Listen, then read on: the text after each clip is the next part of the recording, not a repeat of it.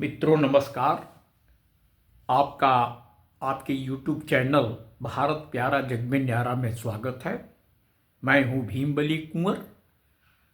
पिछले एक दो वीडियो में मैंने बताया था कि मोदी सरकार ने शिक्षा और स्वास्थ्य से संबंधित कितने इंस्टीट्यूशंस संस्थाएं खोली।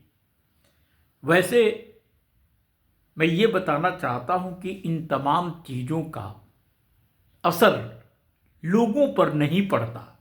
लोग मतदान करते वक्त इन सब बातों का ध्यान नहीं रखते, छोटी छोटी बातों का ध्यान रखते हैं। जैसे जात की बात आ गई, धर्म की बात आ गई, या झूठ मूठ का प्रलोभन दिया गया उसकी बात आ गई। इसके बावजूद भी मैं समझता हूं कि हमारा कर्तव्य ये है कि सबके सामने जो वास्तविक स्थिति है उसको रखी जाए। इसी बात को ध्यान में रख के मैंने ये फैसला किया है कि समय समय पर मैं आप लोगों के सामने डेटा प्रस्तुत करता रहूँगा।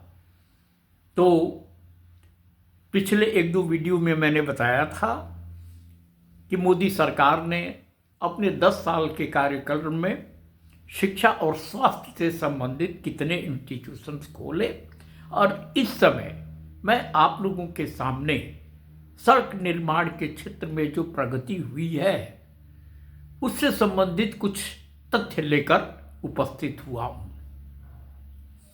सड़क में हम सबको पता है कि एक तो ग्रामीण सड़कें होती हैं और उसके बाद स्टेट हाईवेज, नेशनल हाईवेज होते हैं। तो स्टेट हाईवेज तो स्टेट गवर्नमेंट के क्षेत्र में आता है, लेकिन नेशनल हाईवेज भारत सरकार के क्षेत्र में आता है। तो सबसे पहले मैं ग्रामीण सड़कों की बात मैं करूंगा। अगर आप डेटा उठाकर देखें तो 1977 के पहले गांव को जोड़ने के लिए कोई सड़क थी ही नहीं, ज़्यादा मतलब न के बराबर थी, कच्ची सड़कें भी नहीं थी। तो जब जनता सरकार शासन में आई 1977 में, तो उन्होंने फूड फॉर वर्क कार्यक्रम के तहत प्रत्येक गांव को एक दूसरे से जोड़ने का कार्य स्टार्ट किया। लेकिन जब श्रीमती इंदिरा गांधी 1980 में सत्ता में आए तो फिर ये काम ठप हो गया। फिर ये काम कब स्टार्ट हुआ?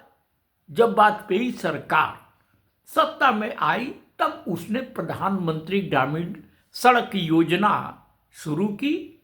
इसके अलावा प्रधानमंत्री अटल बिहारी वाजपेयी ने नेशनल हाईवे का भी जाल बिछाना शुरू कर दिया था। और मोदी सरकार का तो कहना ही क्या है। तो इन्हीं से संबंधित कुछ बातें आप लोगों के सामने मैं रख रहा हूं। सबसे पहले मैं NH नेशनल हाईवे की बात मैं कर रहा हूं। यूपी की सरकार यानी मनमोहन सिंह की सरकार ने 2013 में सुप्रीम कोर्ट में एक एफिडेविट दिया था, जिसको पढ़ने से यह पता चलता है कि 27 सालों में कांग्रेस की सरकार ने जितने नेशनल हाईवेज का निर्माण किया 27 सालों में, उतना करीब वाजपेयी सरकार ने 5 साल में कर दिखाया था। और ये किसी और का डेटा नहीं है। 2013 में कांग्रेस सरकार ने, यूपीए ने जो सुप्रीम कोर्ट में हलफनामा दिया था, एफिडेविट दिया था, उसमें इस बात को लिखा है। यानी 27 साल में जितनी सड़कें नहीं बनी थी, जितनी सड़कें बनी थी उतनी सड़कें वाजपेयी सरकार के सिर्फ 5 साल में बन गई। ये 2013 में जो सुप्रीम कोर्ट में एफिडेविट दिया था यूपीए सरकार ने, उसमें ये बात कही थी। अब मैं आप लोगों के सामने 2014 के बाद की स्थिति के बारे में बताना चाहता हूं। मार्च 2014 में कुल नेशनल हाईवे नेटवर्क की लंबाई 91,287 किलोमीटर थे। 91,287 किलोमीटर। और 10 साल बाद जुलाई 24 में 1,46,000 किलोमीटर लंबाई हो गई, यानी कम से कम 60% की वृद्धि हो गई। तो ये मोदी सरकार में जो गति थी उसको इंडिकेट करता है।